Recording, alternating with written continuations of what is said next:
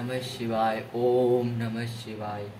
प्रयाग में समस्त महात्मा मुनियों द्वारा किए गए यज्ञ में दक्ष का भगवान शिव को तिरस्कार पूर्वक श्राप देना और नंदी द्वारा ब्राह्मण कुल को श्राप प्रदान करना, भगवान शिव का नंदी को शांत करना।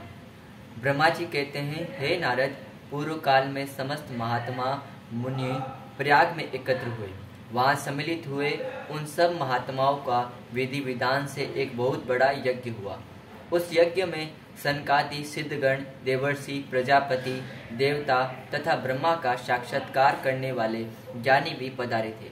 मैं भी मूर्तिमान महातेजस्वी निगमों और आगमों से युक्त हो सपरिवार वहां गया था। अनेक प्रकार के उत्सवों के साथ वहां उनका विचित्र समाज जुटा था। नाना शास्त्रों के संबंध में ज्ञान चर्चा, वाद विवाद हो रहे थे।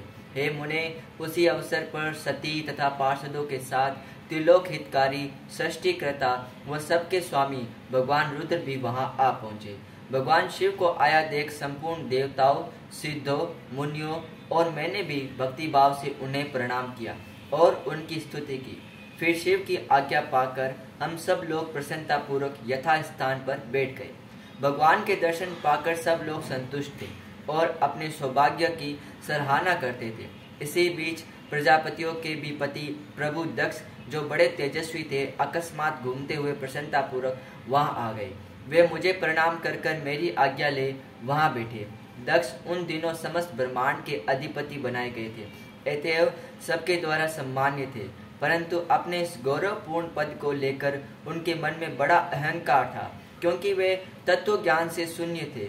उस समय समस्त देवर्षियों ने इसने नतमस्तक हो स्तुति और प्रणाम के द्वारा दोनों हाथ जोड़कर उत्तम तेजस्वी दक्ष का आदर सत्कार किया। परंतु जो नाना प्रकार के लीला विहार करने वाले, सबके स्वामी और उत्कृष्ट लीलाकारी स्वतंत्र परमेश्वर है, उन महेश्वर उस समय दक्ष को मस्तक नहीं झुकाया। वे अपने आसन पर बैठे ही रहे, खड़े होकर दक्ष का स्वागत भी नहीं किया। महादेव जी को वहां मस्तक झुकाते न देख मेरे पुत्र प्रजापति दक्ष मन ही मन अप्रसन्न हो गया और उन्होंने रुद्र पर सहसा क्रोध हो गया। वे ज्ञान शून्य तथा महान अहंकारी होने के कारण महाप्रभु रुद्र को क्रूर दृष्टि से देखकर सबको सुनाते हुए उच्च स्वर में कहने लगे।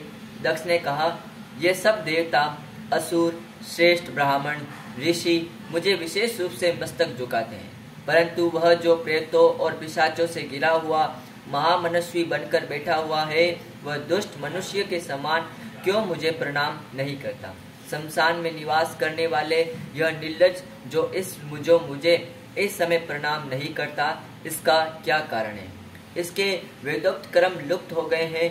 यह भूतों और पिशाचों से सेवित हो मतवाला बना फिरता है और शास्त्रीय विधि की अवहेलना कर कर नीति मार्ग को सदा कलंकित किया करता है। इसके साथ रहने वाले या इसका अनुसरण करने वाले लोग पाखंडी, दुष्ट, पापचारी तथा ब्राह्मणों को देखकर उद्दंडता पूर्वक उनकी निंदा करने वाले होते हैं। यह स्वयं ही स्त्री में आसक्त रहने वाला और रति कर्म में ही दक्ष है, अतः मैं इसे श्राप देने को उद्यत हुआ हूँ। यह रुद्र चारों वर्णों से पृथक और कुरूप है, इसे यज्ञ से बहिष्कृत कर दिया जाए। यह शमशान में निवास करने वाले और उत्तम कुल और जन्म से हीन है, इसलिए देवताओं के साथ ये यज्ञ में भाग न ले पाए। ब्रह्मा जी कहते हैं, हे नारद, दक्ष की यह बात सुनकर भृगु आदि बहुत से महर्षि रुद्रदेव को दुष्ट मानकर देवताओं के साथ उनकी निंदा करने लगे। दक्ष की बात सुनकर नंदी को बड़ा रोष हुआ। उसके नेत्र चंचल हो उठे और वह दक्ष को शाप देने के विचार से तुरंत इस प्रकार बोले। नंदीश्वर बोले, हे महामूढ़, दुष्ट बुद्धि रूठ दक्ष, तूने मेरे स्वामी महेश्वर को यज्ञ से बहिष्कृत क्यों कर दिया? जिनके स्मरण मात्र से यज्ञ सफल और तीर्थ पवित्र हो जाते हैं, उन्हीं महादेव जी को तूने शाप कैसे दे दिया? दुर्बुद्धि दक्ष, तूने ब्राह्मण जाति की चपलताओं से प्रेरित हो इन रुद्रदेव को व्यर्थ ही शाप दे डाला है। महाप्रभु रुद्र सर्वथा निर्दोष है, तथापि तूने व्यर्थ ही उनका उपहास किया है। हे ब्राह्मण धाम, जिन्होंने इस जगत की सृष्टि की है, जो इनका पालन करते हैं और अंत में जिनके द्वारा संहार होगा, उन्हीं इन महेश्वर रूपों को तूने श्राप कैसे दे दिया? नंदी के इस प्रकार फटकारने पर प्रजापति दक्ष रोष में आग बबूला हो गए और उन्हें शाप देते हुए बोले, अरे रुद्रगणों, तुम सब लोग वेद से बहिष्कृत हो जाओ, वैदिक मार्ग से भ्रष्ट और महर्षियों द्वारा परिष्कृत हो पाखंडवाद में लग जाओ और शिष्टाचार से दूर रहो। सिर पर जटा और शरीर में भस्म एवं हड्डियों के आभूषण धारण करके मद्यपान में आसक्त रहो। तब दक्ष ने शिव के पार्षदों को इस प्रकार शाप दे दिया। उस श्राप को सुनकर शिव के प्रिय भक्त नंदी अत्यंत रोष में वशीभूत हो गए। शिलाद पुत्र नंदी भगवान शिव के प्रिय पार्षद और तेजस्वी है। वे गर्व से भरे हुए महादुष्ट दक्ष को तत्काल इस प्रकार उत्तर देते हुए बोले, नंदीश्वर बोले, अरे शठ दुर्बुद्धि दक्ष, तूने शिव तत्व को बिल्कुल ज्ञान नहीं है, अतः तूने शिव पार्षदों का व्यर्थ ही श्राप दिया है। अहंकारी दक्ष, जिनके चित्त में दुष्टता भरी है, उन भृगु आदि ने भी ब्राह्मण तत्व के अभिमान से आकर महाप्रभु महेश्वर का उपवास किया है। अतः यहाँ जो भगवान रुद्र से विमुख तुझ जैसे दुष्ट ब्राह्मण विद्यमान है, उनको मैं रुद्र तेज के प्रभाव से ही श्राप दे रहा हूँ। तुझ जैसे ब्राह्मण कर्म फल के प्रशंसक वेदवाद में फंसकर वेद के तत्व ज्ञान से शून्य हो जाएंगे। वे ब्राह्मण सदा भोगों में तन्मय रहकर स्वर्गों को ही सबसे बड़ा पुरुषार्थ मानते हुए स्वर्ग से बढ़कर दूसरी कोई वस्तु नहीं, ऐसा कहते हुए क्रोध, लोभ और मद से युक्त निर्लज्ज भिक्षुक बने रहेंगे। कितने ही ब्राह्मण वेद मार्ग को सामने रखकर शूद्रों को यज्ञ कराने वाले और दरिद्र होंगे, सदा दान लेने में ही लगे रहेंगे। दूषित दान ग्रहण करने के कारण वे सब के सब नरकगामी होंगे। हे दक्ष, उनमें से कुछ ब्राह्मण तो ब्रह्म राक्षस भी होंगे। जो परमेश्वर शिव को सामान्य देवता समझकर उन्हें द्रोह करता है, वह दुष्ट बुद्धि वाला प्रजापति दक्ष तत्व ज्ञान से विमुख हो जाए।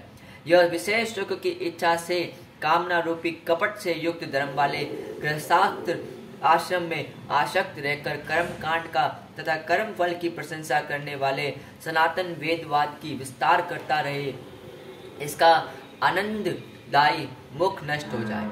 यह आत्मज्ञान को भूलकर पशु के समान हो जाए और यह दक्ष कर्म भ्रष्ट हो जाए, शीघ्र ही बकरे के मुख से युक्त हो जाए।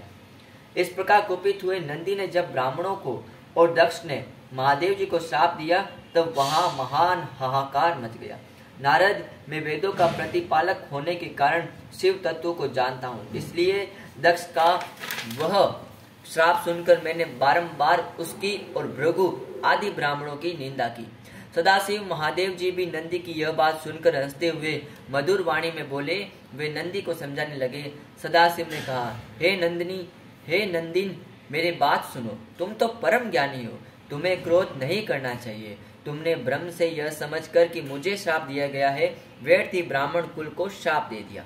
वास्तव में मुझे किसी का श्राप छू ही नहीं सकता, अतः तुम्हें उत्तेजित होने की आवश्यकता नहीं है। वेद मंत्राक्षरमय समस्त देहधारियों की आत्मा परमात्मा प्रतिष्ठित है, अतः उन मंत्रों के ज्ञाता नित्य आत्मवेता है।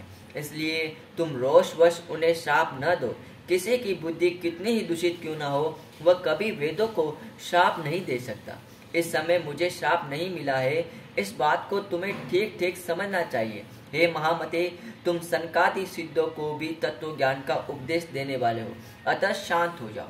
मैं ही यज्ञ हूँ, मैं ही यज्ञ कर्म हूँ, यज्ञों का अंगभूत समस्त उपकरण भी मैं ही हूँ।